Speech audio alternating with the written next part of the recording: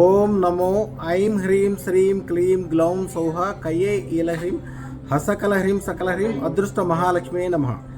వీరు గురుకుల స్వామి గారు, కర్నూలు సత్యనారాయణ గురుకుల స్వామి గారు. వీరిది దశాబ్దాల క్రితం స్థాపించిన రాజరాజేశ్వరి అమ్మవారి పీఠం. వీరు రాజరాజేశ్వరి అమ్మవారి ఉపాసకులు.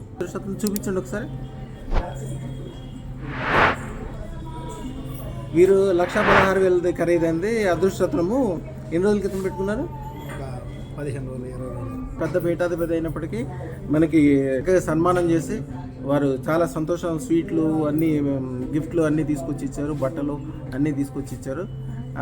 చాలా సంతోషంగా ఇక్కడికి వచ్చి చూసి ఆ రత్నం ధరించడం జరిగిందండి.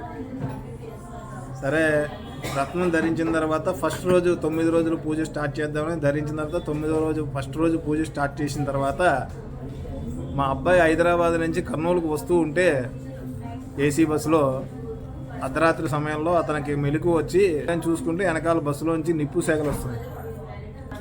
వెంటనే అప్పుడు అందరినీ లేపి అందరినీ దించేసి ఫైర్ ఇంజిన్ ఫోన్ చేసి, ఎంత పెద్ద ప్రమాదం అది అసలు. బస్సుకి ఒకసారి మా అబ్బాయి మాకు దక్కనే కాకుండా తోటి వారిని కూడా రక్షించే ప్రయత్నం చేశాడు. అది చాలా ఆనందమైంది.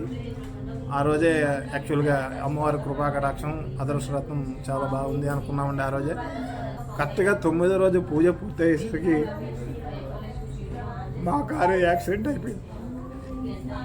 మా వాళ్ళు వెళ్తుంటే కానీ కారు ఎందుకు పనికి రాకుండా అయిపోయింది. కానీ అందరూ సేఫ్గా బాగున్నారు.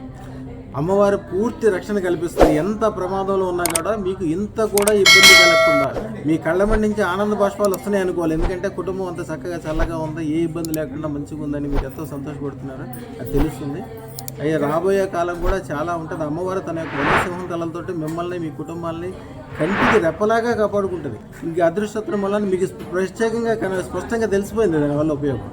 అయ్యా, చాలా బాగుందండి అసలు. ఎందుకంటే నేను అమ్మవారి ఉపాసనలో కూడా ఇంకా మళ్ళీ నేను సాధన రహస్యంలో ఎలా ఉండేవాడిని, నేను సాధన చేసేటప్పుడు ఎంత ఓపికగా ఉండేవాడిని, ఇప్పుడు కూడా అంత ఓపిక వచ్చేసింది నాకు. మళ్ళీ నేను అమ్మవారి పాదాల దగ్గరికి చేరుకున్నాను. చక్కగా నేను సాధన చేసుకుంటున్నాను. చాలా బాగున్నాను, చాలా బాగుంటాను. ఇంకా ఉన్నత స్థితికి ఎదుగుతానని ఒక మనోధైర్యం కూడా నాలో వచ్చేసింది మీ ఆశీర్వచనం వలన. కరెక్ట్గా 9వ రోజు పూజ పూర్తయ్యేసరికి మా కారు యాక్సిడెంట్ అయిపోయింది. మా వాళ్ళు వెళ్తుంటే కానీ కారు ఎందుకు పనికి రాకుండా అయిపోయింది. కానీ అందరూ సేఫ్గా బాగున్నారు. అమ్మవారు పూర్తి రక్షణ కల్పిస్తుంది. ఎంత ప్రమాదంలో ఉన్నా కూడా మీకు ఇంత కూడా ఇబ్బంది కలగకుండా మంచిగా జరిగిందండి మాకు. ఆవిడ అంటే ఇన్ని రోజులు ఉన్నది వేరైతే ఇప్పటి నుంచి జరిగేది వేరే అని భావిస్తూ నేను అమ్మవారికి దండం పెట్టుకుంటాను. అమ్మ తల్లి, అమ్మ మీ పేరమ్మా?